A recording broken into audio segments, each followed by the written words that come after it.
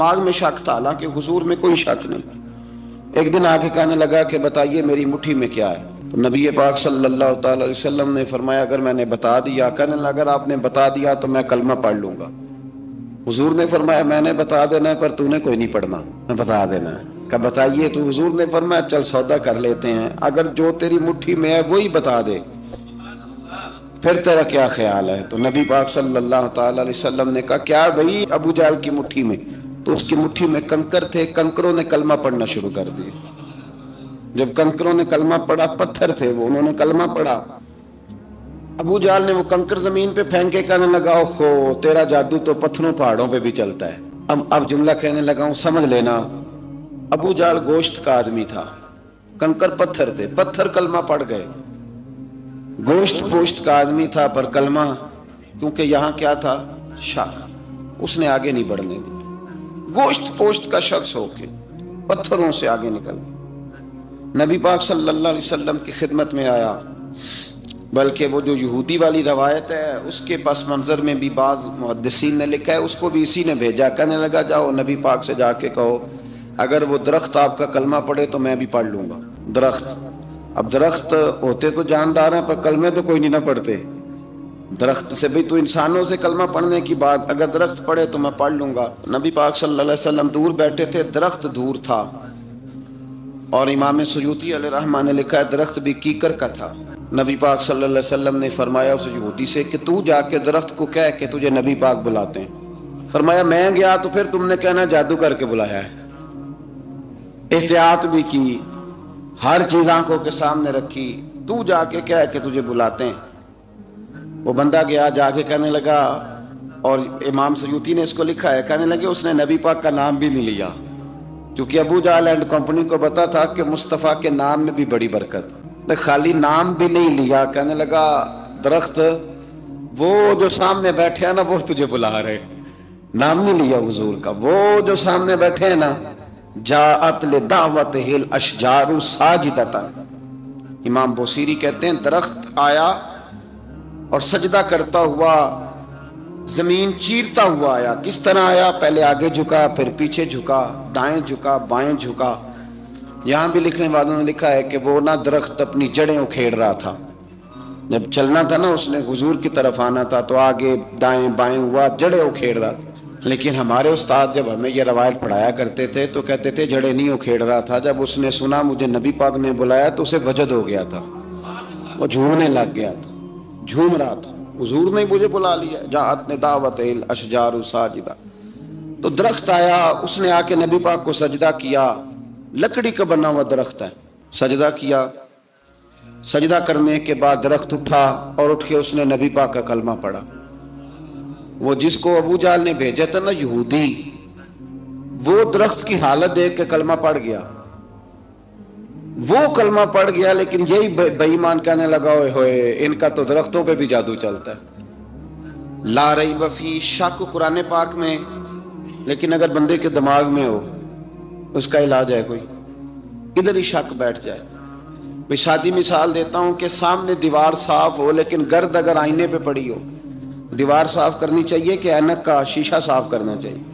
ساری زندگی لوگ دیوار صاف کرتے گزار دیتے، ساری زندگی تراش خراش کرتے گزار، اپنی مرضی کی پینٹنگ کرتے گزار دیتے ہیں، پر اپنی آنکھ کی پتلی صاف نہیں کرتے، آنکھ کی پتلی صاف نہیں کرتے۔ کسی نے حضرت رومی سے کہا تھا حضور دنیا میں کوئی اچھا ملتا نہیں، فرمانے لگے تھوڑا رونا شروع کر تاکہ تیری پتلیاں وضو کر لیں، وضو کر لیں، وہ انہیں پتہ چل جائے کہ کتنے صاف ستھرے لوگ دنیا میں پائے جاتے ہیں۔ ابو جہل پھر آ گیا، کہنے لگا اگر آپ چاند کے 2 ٹکڑے کر دیں تو میں کلمہ پڑھنے کو تیار ہوں۔ اچھا یہاں بھی بڑی مزے کی بات ہے، اللہ نے پہلے کہہ دیا نبی پاک کو کہ ان الذین کفروا سواء علیہم اانذرتہم ام لم تنذرہم لا یؤمنون۔ محبوب یہ جن کی قسمت میں کفر ہے نا، آپ انہیں ڈرائیں چاہے نہ ڈرائیں، یہ ایمان نہیں لائیں گے۔ کنکروں نے بھی کلمہ پڑھ لیا، درختوں نے بھی پڑھ لیا، سارا کچھ ہو گیا، اور اللہ نے بھی کہہ دیا کہ محبوب اس بے ایمان نے کلمہ نہیں پڑھنا، پر حضور نے فرمایا یہ پڑھے نہ پڑھے ہم نے میدان نہیں چھوڑنا، جتنی دفعہ آئے گا نا ہم اسے ضرور معجزہ دکھائیں گے، جتنی دفعہ آئے گا، ہم کیوں میدان چھوڑیں۔ آگے کہنے لگا جی اگر چاند کے 2 ٹکڑے کر دیں تو اقتربت الساعۃ وانشق القمر، تو نبی پاک صلی اللہ علیہ وسلم نے انگلی کا اشارہ کیا، چاند 2 حصوں میں بٹا۔ کوہ صفا ایک پہاڑی تھی مکے میں، آدھا ٹکڑا پہاڑی کی اس جانب ہوا، آدھا اس جانب، یعنی وضاحت کی اللہ کریم نے کہ ایسے نہ ہو کہ یہ کہہ دی وہ تو ایسے بالکل شک ہوا تو مل گیا، پتہ نہیں میری آنکھوں پہ جادو ہو گیا، ملا ہے کہ نہیں ملا۔ جب ٹوٹا تو حدیث پاک میں آتا ہے کہ آدھا چاند کوہ صفا کی ادھر گیا اور آدھا تو پہاڑی تھی، چاند نیچے آیا، پہاڑی کے گرد گھوما، آگے جا کے ملا، یعنی وقفہ دیا گیا باقاعدہ دیکھنے کا، سمجھنے۔ پوری دنیا میں جتنے لوگ اس وقت چاند دیکھ رہے تھے، ہندوستان تک روایتوں میں ملتا ہے کہ لوگوں نے گواہی دی کہ ہم نے چاند ٹوٹتے دیکھا ہے۔ زمانہ مان گیا، لوگوں کی چیخیں نکل گئیں، لوگ قدموں میں گر گئے، پر وہ جس کے دماغ میں شک تھا نا وہ نہیں مانا۔ شجر و حجر پہچان گئے پر انسان کی نظروں میں شک ہی رہا۔ دنیا میں سب سے مجبور، کمزور، بزدل، کم فہم بندہ وہ ہے جس کے دماغ میں شک ہے، سب سے کم فہم آدمی، اس کی فراست روحانیہ زیرو ہے، وہ ایک ناکام شخص ہے، اس کو کسی پہ بھی شک پڑ جائے، کسی پہ بھی۔ ہم نے دیکھا ہے جو عورت اپنے مرد پہ شک کرنے لگ جاتی ہے اس گھر کا کوئی علاج ہی نہیں ہوتا۔ جو شکوہ کرتی ہے روٹی کا، پیسوں کا، وہ کسی دور میں مسئلہ اس کا حل ہو جاتا ہے۔ جو نافرمان ہوتی ہے اس کا بھی مسئلہ کسی نہ کسی زمانے میں حل ہو ہی جاتا ہے۔ یہ جس کو شک پڑ جاتا ہے نا، شک، اس کا مسئلہ قیامت کی صبح تک حل نہیں ہوتا۔ اگر مرد کو شک پڑ جائے اس کا مسئلہ بھی کبھی زندگی میں دوبارہ حل، یاد رکھیں۔ یہ جو شکوک و شبہات ہے نا، قرآن پورا شکوک و شبہات کا ازالہ کرتا ہے، کافر کے سوال کا جواب دیتا ہے، منافق کے سوال کا جواب دیتا ہے۔ قرآن مجید ہر ایک کی تسلی کراتا ہے، لیکن شروع میں بتا دیا کہ لا ریب فی، شک والی گنجائش اس میں۔ لوگ آج تک شک کر رہے ہیں کہ اللہ کا کلام ہے کہ نہیں، آج تک لوگ کہہ رہے ہیں۔ تو میرے بھائی، شکوک والی زندگی کمزور ہوتی ہے، شکوک والی، عقل مند لوگوں کی زندگی کمزور زندگی ہے۔ صحابہ کرام عمل والے لوگ تھے، وہ بحثوں میں الجھے رہتے تو عمل نہ کر پاتے۔ ہمارے ہاں نا بحث ہوتی ہے جس مسئلے کا کوئی تعلق ہی نہیں، الجھنوں سے نکل آئیں، عمل کا رستہ، بحث جو ہوتی ہے یہ عمل کا رستہ روکتی ہے۔ عقل مند نہ بنے، فرما بردار بنے۔ میرے بھائی، شکوک و شبہات والی جو لائف ہے، لیکن نا انبیاء کرام علیہ السلام کے بارے میں شکوک و شبہات ہیں، اولیاء عظام کے بارے میں۔ اب ایک نیا شک پیدا ہو گیا ہے کہ فیض ملتا ہے کہ نہیں ملتا۔ ہم نے فلانے ولی کو دیکھا نہیں، ساری زندگی اس کا نام لیا، فیض ملے گا کہ نہیں؟ غوث پاک کو دیکھا نہیں، ساری زندگی قادری کہلایا، فیض ملے گا کہ نہیں؟ خواجہ اجمیر کو دیکھا نہیں، چشتی کہلائے، فیض ملا کہ نہیں؟ صابر پیا کو دیکھا نہیں، صابری کہلائے، فیض ملا کہ نہیں؟ او خدا کے بندے، فیض وہ چیز ہے جو نظر نہیں آتی پر محسوس سب سے زیادہ ہوتی ہے۔ ملے تو حضرت اویس کرنی بھی نہیں تھے نبی پاک سے، وہ بھی نہیں ملے تھے، ملاقات تو ان کی بھی نہیں ہوئی تھی۔ کیا کہو گے؟ ملاقات نہیں ہوئی، لیکن فیوز و برکات کا یہ عالم ہے کہ میرے محبوب نے فرمایا وہ دعا کرے گا تو اللہ میری امت کی بخشش فرمائے گا۔ تو آپ ہمارے صوفیاء میں ایک سلسلہ اویسیہ ہے، سلسلہ اویسیہ میں اکثر ملاقات نہیں ہوتی، اکثر نہیں ملاقات ہوتی بغیر دیکھیں نا، آپ جب کسی کا نام جپتے ہیں، جب کسی کا نام لیتے ہیں، جب اسی کا ذکر کرتے ہیں، جب اسی کے تذکرے میں رہتے ہیں، تو اللہ تبارک و تعالیٰ کے یہ جو کامل لوگ ہوتے ہیں یہ متوجہ ہو جاتے ہیں، ان کی توجہ ہوتی ہے۔ اور خود سرکار نے فرمایا دو آپس میں محبت کرنے والے، ایک مشرق میں ایک مغرب میں، قیامت کے دن اللہ دونوں کو جنت میں اکٹھا فرما دے گا۔ یہ کیا بات ہوئی کہ ہر بات میں شک کرنا کہ جی وہ فلانے سے ملاقات ہی نہیں ہوئی؟ تو کس طرح بھئی، ملاقات ایک الگ چیز کا نام ہے، ملاقات ایک الگ شے کا نام ہے، اور فیوز و برکات ایک، اللہ سے ملاقات ہوئی ہے، رزق دیتا ہے کہ نہیں؟ زندگی دیتا ہے، ساری چیزیں دیتا ہے، تو ملاقات تو کوئی نہیں کرتا۔ تو اس لیے ہر چیز کو ٹھیک ہے، وہ جو جگہ، جس جگہ پہ جو بات ہے اس کو وہاں رہنا چاہیے، لیکن یہ شکوک ہیں، ان سے باہر نکلیں، ان سے باہر آئیں۔ اولیاء اللہ کا جو فیضان ہے، ان کی جو محبت ہے، ان کے جو طریق، حضرت سلیمان بن بشار रहमत उल्लाह अलैह बुजुर्ग गुजरे हैं, वो कहते हैं मेरे पास, मैं बड़ा खूबसूरत था, जवानी में दीन की थोड़ी सी खिदमत करता था तो एक औरत आ गई। उस औरत ने मेरे साथ कुछ मुझसे मांगा, मुतालबा किया, तो मैंने कहा कोई भिखारन है। मैंने जब उसने निकाब ओढ़ा हुआ था, जब मैंने उसकी तरफ पैसे देने के लिए, खैरात देने के लिए कुछ चीज़ बढ़ाई तो उसने चेहरे से कपड़ा हटाया। मैंने नज़र झुका ली, कहने लगी सुलेमान मेरा रंग रूप तो देख, मैं कितनी खूबसूरत हूँ, मैं तेरी मोहब्बत में गिरफ्तार हो गई, खुदारा मैं अपने आप को तेरे हवाले करती हूँ। आप फरमाते हैं जब उसके नीयत और इरादे में और लफ्ज़ों में मैंने फतूर देखा तो मैं अस्तगफिरुल्लाह पढ़ता वहाँ से भाग गया। इतना दौड़ा कि मैं बसरा से बाहर निकल गया, शहर से ही बाहर आ गया। औरत से दौड़ रहा है, मर्द, नौजवान, खूबसूरत। फरमाते हैं इशा की अज़ानें हो रही थी, नमाज पढ़ के मैं मस्जिद में सो गया तो मुझे हज़रत यूसुफ अलैहिस्सलाम का दीदार हुआ।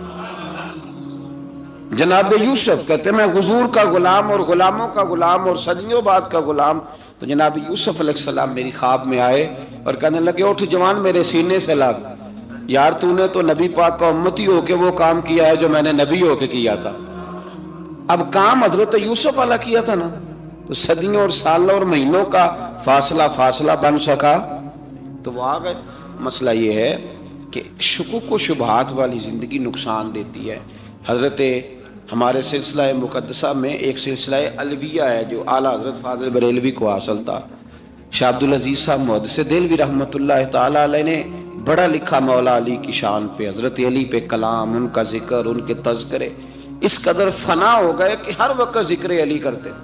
फरमाते हैं मुझे ख्वाब में हजरत अली का दीदार हुआ, उन्होंने मुझे बैत फरमाया और मुझे अपने सिलसिला मुबारका में इजाज़त दी।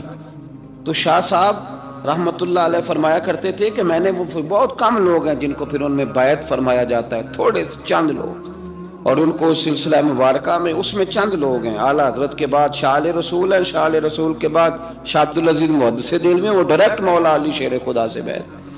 तो मतलब ये है कि काम शुकूक व शुबहात से निकलें।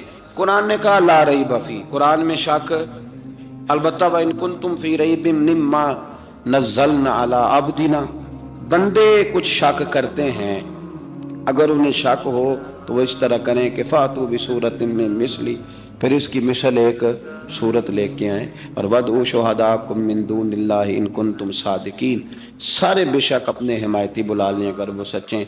शक वाली दुनिया से बाहर निकल आएँ, हकीकत वाली दुनिया को कबूल करें।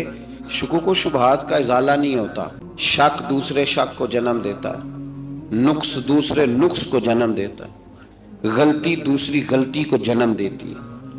और इंसान जब तक शुकूक की, मैंने आपको कह दिया कि हर घर बच सकता है, हर घर, हर औरत के सही होने की उम्मीद होती है, पर जिस बीबी को अपने खामद के किरदार पे शक हो वो बीवी कभी मुतमईन नहीं होती।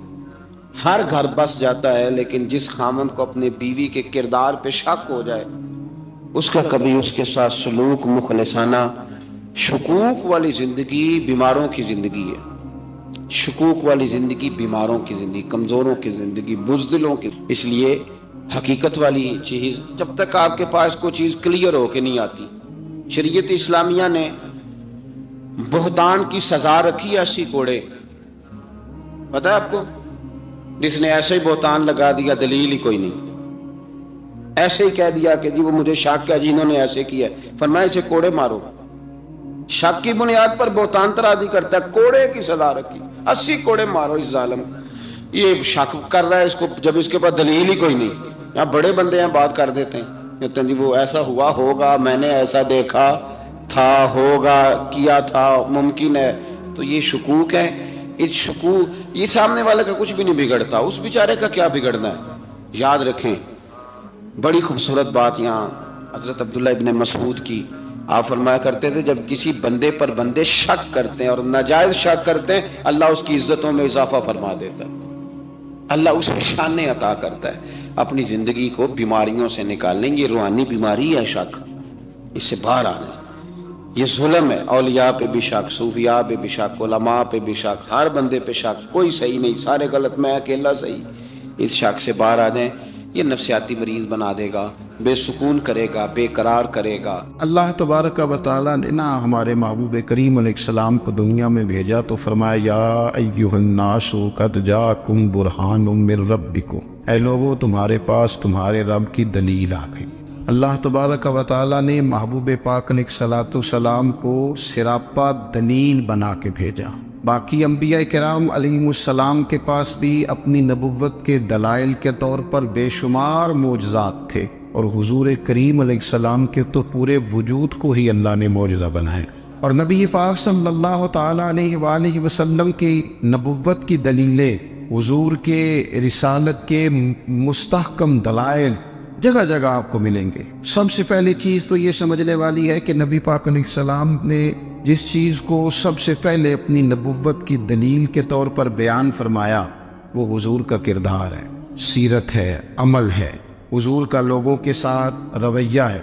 نبی پاک علیہ السلام کی تبلیغ کے 3 دور ہیں۔ ایک تو حضور نے اپنے قول سے تبلیغ فرمائی، وہ 40 سال کی عمر سے محبوب نے اعلان فرمایا اور تبلیغ کی، اور ایک نبی پاک صلی اللہ تعالیٰ علیہ وسلم بالواسطہ حضور کی تبلیغ ہے جو آج تک جاری ہے۔ امت کے علماء، مشائخ، مبلغین حضور کے دین کو آگے پھیلا رہے ہیں، تو دراصل یہ بھی تبلیغ رسول پاک علیہ السلام ہی کی تبلیغ۔ اور ایک حضور کی تبلیغ کا دور ہے، حضور کی پیدائش سے لے کر ولادت مبارکہ سے لے کر حضور علیہ السلام کے اعلان نبوت تک۔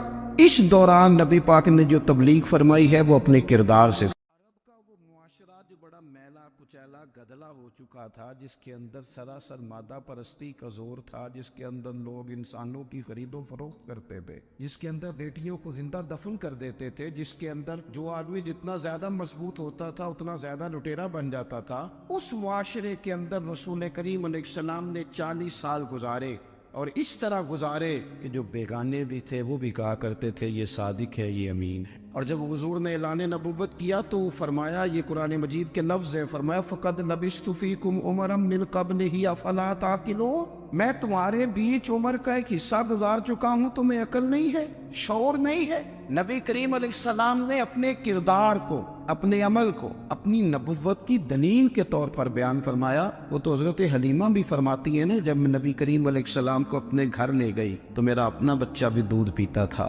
2 میرے بیٹے ہو گئے، ایک میری یہ نسبی اولاد اور حضور میری رضائی اولاد۔ تو کہتی ہے جب میں کریم محبوب علیہ السلام کو اپنے سینے سے لگاتی تھی تو حضور میرے ایک پستان سے دودھ پیتے تھے اور دوسرا اپنے بھائی کے لیے چھوڑ دیا کرتے۔ یہاں سے رسول کریم علیہ السلام نے کردار کے ذریعے تبلیغ اور پھر اعلان نبوت سے پہلے ایک تنظیم عرب کے جوانوں پر، عرب کے سرداروں پر مشتمل بنائی گئی، جس میں نبی کریم علیہ السلام نے بڑا حصہ لیا سرکار نے، اور بڑے اہم لوگوں کو شعور حضور نے عطا فرمائے۔ وہ اس جماعت کا فیصلہ تھا کہ ہم سارے جوان، سارے بڑے لوگ ملیں گے، یہ حضور کے اعلان نبوت سے پہلے کی بات ہے، ہم بڑے لوگ ملیں گے، کسی بڑے کو کسی چھوٹے پر ظلم نہیں کرنے دیں گے، کسی آدمی کو کسی غریب کا حق نہیں کھانے دیں گے۔ حضور علیہ السلام نے نا اپنی کردار سے، اپنے عمل سے، اور آپ کا جو عمل ہوتا ہے نا وہ اصل ہوتا ہے، ایک ہوتا ہے آپ کوئی بات کرتے ہیں اور ایک ہوتا ہے کہ آپ کوئی عمل کرتے ہیں۔ آپ جب عمل کرتے ہیں تو عمل کے ذریعے بھی لوگوں تک بات پہنچتی ہے کہ دراصل آپ کا اٹھنا بیٹھنا چلنا پھرنا کیا ہے۔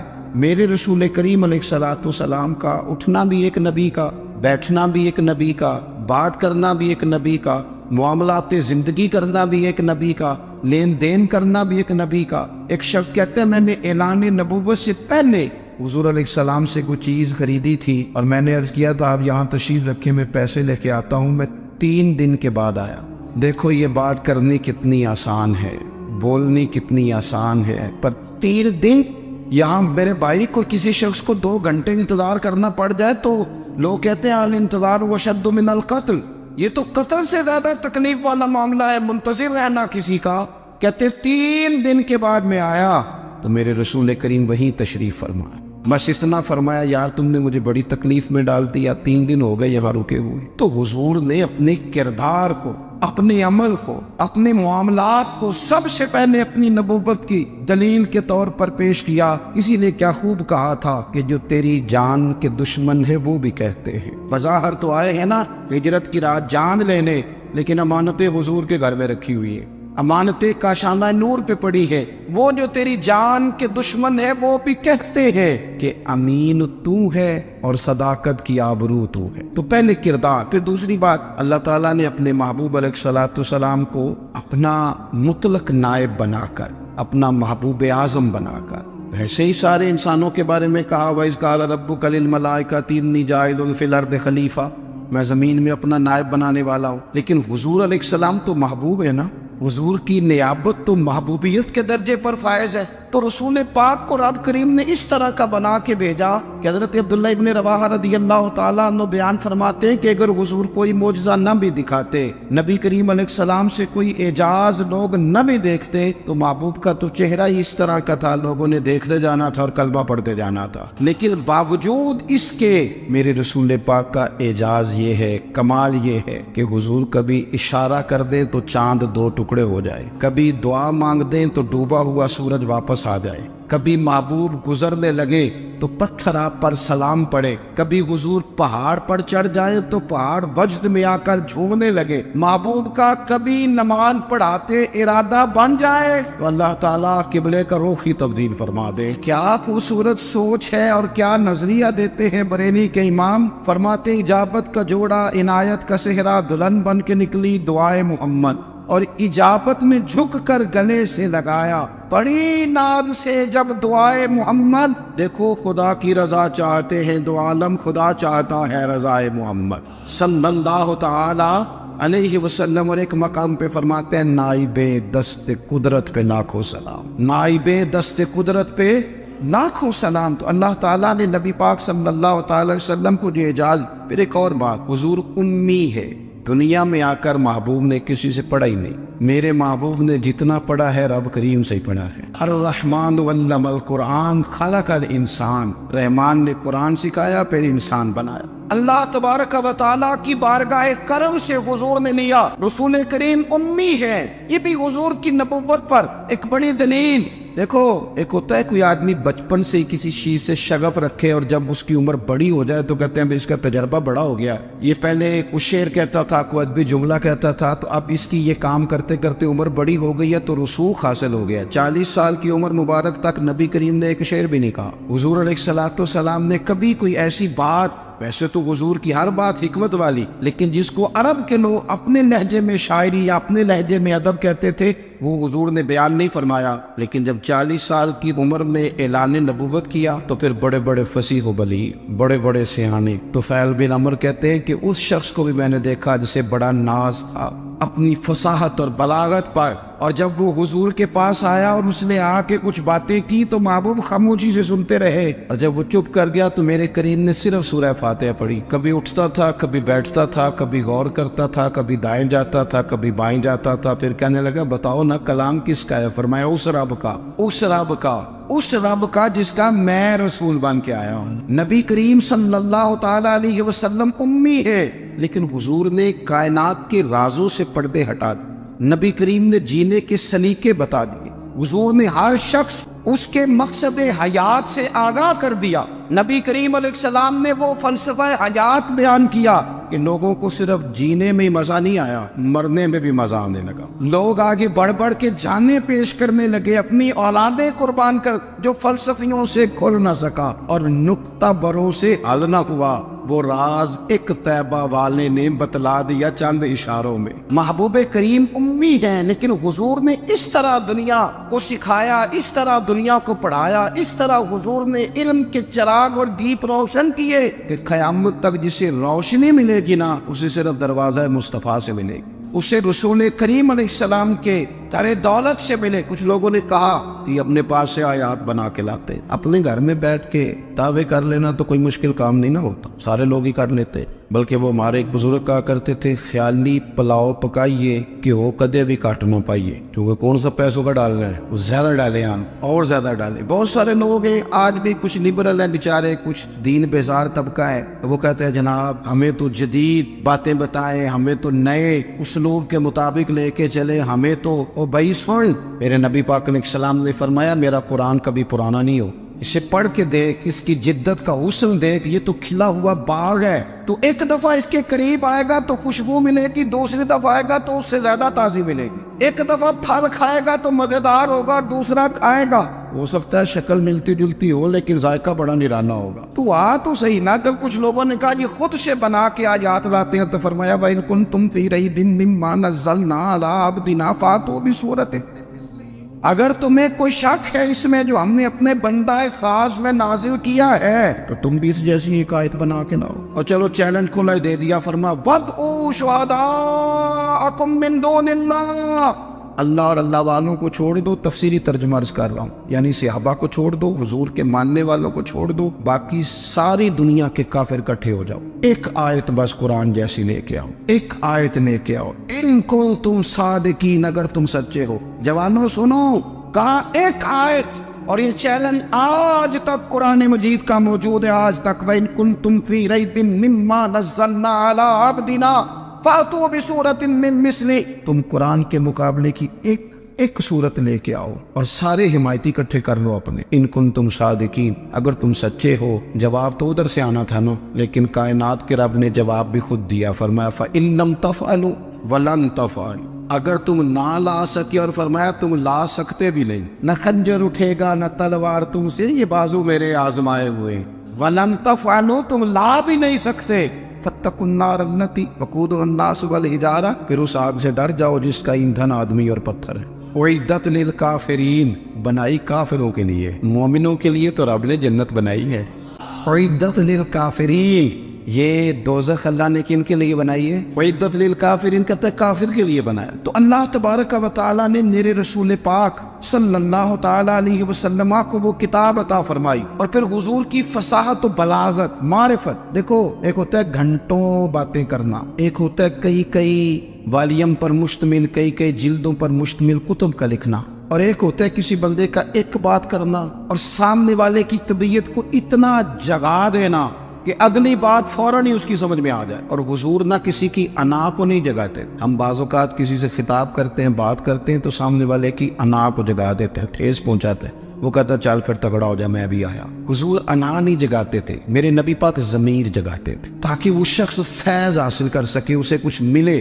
نبی کریم کا جو انداز تکلم ہے وہ اس طرح کا ہوتا تھا کہ انسان خود بخود کھل اٹھتا تھا کہ مطلب یہ بات ہونے کیا لگی ہے، مطلب حضور کیا فرمانے لگے. نبی کریم صلی اللہ تعالی علیہ وسلم، ایک دن محبوب کریم نے صحابہ کے دیے حضور کی فصاحت و بلاغت دیکھے. فرمایا محبوب نے کتنا نادان ہے وہ شخص جو اپنے ماں باپ کو گالی دے. کھلی ہو گئی لوگوں کی آنکھیں، کان کھڑے ہو گئے کہ یا رسول اللہ کون ایسا بدبخت ہے جو ماں باپ کو گالی دے گا. اب جب سوالات ذہنی سطح پر پوری طور پر ابھر گئے نا، اب رسول کریم نے بات سمجھائی. یہ ہے فصاحت و بلاغت، تیرے آگے ہے یوں دبے نچے. فصحا عرب کے بڑے بڑے، کوئی جان منہ میں زبان نہیں بلکہ جسم میں جان نہیں. یا رسول اللہ کون ایسا نالائق ہے جو ماں باپ کو گالی دے. اب جب ذہنی سطح یہاں تک ابھر آئی تو اب حضور نے سمجھایا، اور میں جب تم کسی کے ماں باپ کو گالی دو گے نا تو وہ بھی تو جواب میں تمہارے ماں باپ کو دے گا نا. تو فی نفس ہی یہ تم نے خود ظلم کیا ہے اپنے ماں باپ. کیوں تم نے ایسا لہجہ اختیار کیا کہ جس سے سامنے والے کی انا جاگ جائے اور وہ تمہارے مقابلے میں آ کر کے کھڑا ہو جائے؟ کیوں تم نے اس طرح کے انداز اختیار کیے کہ جس سے سامنے والا بھی سارے پنجے کھڑے کر کے باہر نکل آیا کہ آ جاؤ پھر میں بھی میدان میں حاضر ہوں. رسول کریم کی فصاحت بلاغت دیکھیں نا، حضور 2-4 جملوں میں ساری بات سمجھا جاتے. ایک حدیث پاک اگر ہماری سمجھ میں آ جائے، ایک روایت، نبی پاک صلی اللہ تعالی علیہ وسلم نے فرمایا خوبصورت مسلمان وہ ہے جو بے مقصد باتوں کو چھوڑ دے. لو، اس سے پوری زندگی سجائی جا سکتی ہے ایک جملے سے. کوئی لمبی چوڑی باتوں میں جانے کی ضرورت نہیں. کہا خوبصورت مسلمان یہ ہے جو بے مقصد باتوں کو چھوڑ دے، لا یعنی باتوں کو. کیا کہتے ہیں ہمارے دیہات کے لوگ، جڑے پنڈ جانا نہیں اودا راہ پوچھنے دی. لیکن آج کل لوگ باز آندے، یعنی جس بات کا بالکل تعلق نہیں نا وہ بات بھی کرتے جاتے ہیں، جس کا شعبہ ہی نہیں وہ بھی چھلانگ لگا کے اس میں آ جاتا ہے. ہم اپنا وقت ضائع کرتے، اپنی صلاحیتیں ضائع کرتے، اپنا نقصان کرتے. ہم اپنا کام صحیح کر کے نہیں کرتے اور دوسری ساری دنیا کو ٹھیک کرنا چاہتے ہیں. او بھائی، آپ جس جگہ جس شعبے سے تعلق رکھتے ہیں آپ اپنے معاملات میں مضبوطی پیدا کریں. حضور نے اپنی فصاحت کے ساتھ، بلاغت کے ساتھ لوگوں کو قائل کیا، اور قرآن مجید کی تاثیر کا یہ اثر میرے کریم رسول نے دکھایا کہ رات کو جب حضور بیٹھ کے قرآن پاک پڑھتے تھے نا، جب یاسین والے نبی خود یاسین کی تلاوت کریں، جب طٰہٰ والے محبوب خود طٰہٰ کی تلاوت کریں، غور کرو نا، جب مدثر والے محبوب خود ان جملوں کو ادا کریں، یعنی جن کی